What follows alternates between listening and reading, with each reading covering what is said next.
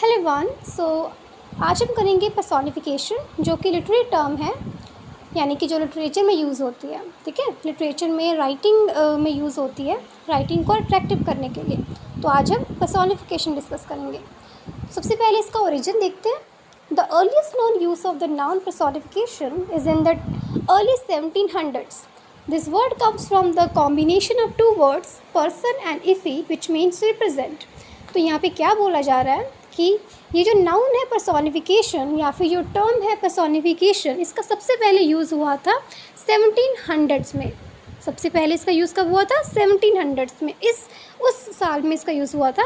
और ये जो वर्ड है, एक दो कॉम्बिनेशन वर्ड से मिलके बना है, दो वर्ड के कॉम्बिनेशन से बना है। वो दो वर्ड है, एक है पर्सन, एक है इफ़ी। और इन दोनों वर्ड्स को मिलके ये क्या मतलब बनाते हैं? तो इसका मतलब है टू रिप्रेजेंट। ठीक है, दो कॉम्बिनेशन वर्ड से मिलके बना है पर्सन और इफ़ी, जिसका मतलब है टू रिप्रेजेंट। टू रिप्रेजेंट मतलब कुछ पेश करना। ठीक है, आगे मीनिंग देखते हैं। मीनिंग बहुत ही कॉम्प्लिकेटेड नहीं है, थोड़ा बड़ा लिखा है पर कॉम्प्लिकेटेड नहीं है। Personification is a literary device that gives human characteristics to non-human things, such as objects, animals, ideas, or concepts. Personification is a type of metaphor that gives human characteristics to inanimate objects, okay, such as emotions and behavior. तो simply क्या बोला जा रहा है? तो इसमें ये बोला जा रहा है कि पर्सोनिफिकेशन जो लिटरेरी डिवाइस है, ये क्या करती है?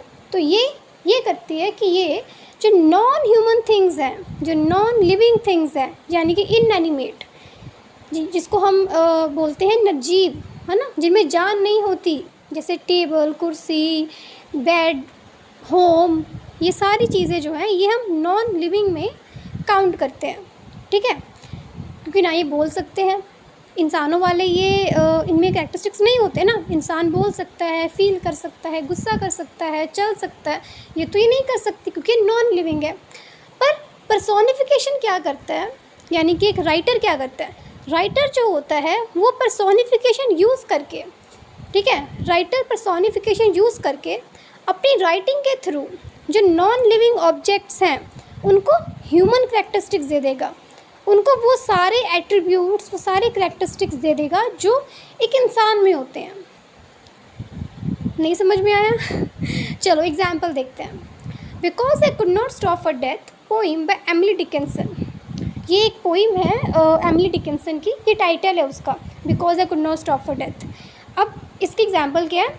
Because I could not stop for death, he kindly stop for me.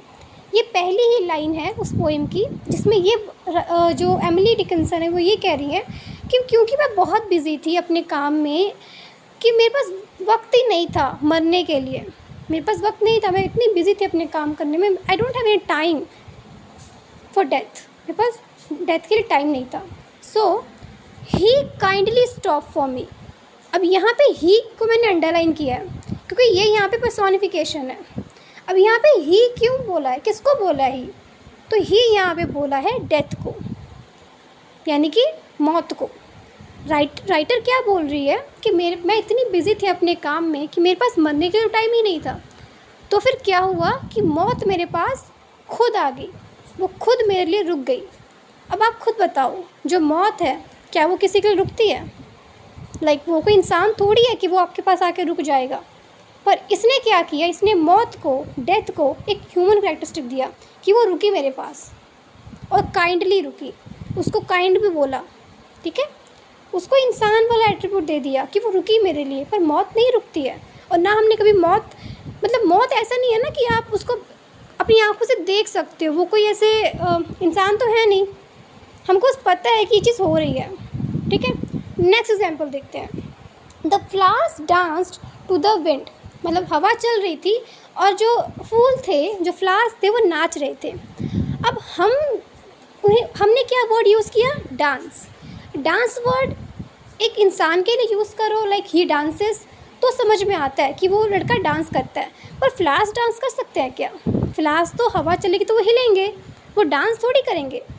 पर यहाँ पे एक पोइट ने अगर ये लाइन यूज़ की है तो क्या हमें इससे किस तरह से यूज़ की है कि फूल नाच रहे हैं।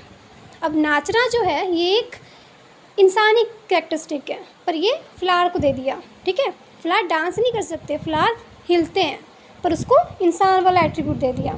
Next last, I felt that food kept calling me, मैंने फील किया कि जो खाना था वो मुझे बार बार बुलाए जा रहा था, बुला ही रहा था। अब खाना किसी को बुला ही नहीं सकता, वो कहाँ बोल सकता है, पर ये हमें फ़ील हुआ कि वो भी बुला रहा है। तो यहाँ पे फूड को ये बोलने वाला एट्रीब्यूट दे दिया। तो ऐसे करके इसको हम राइटिंग में यूज़ करते हैं सो दैट राइटिंग और अट्रैक्टिव लगे।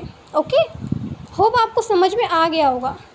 एक बार फिर से गो थ्रू होंगे, you will get to know. So please do like and subscribe my channel and as well as do comment कि आपको नेक्स्ट वीडियो कौन सी टॉपिक पे चाहिए। Thank you.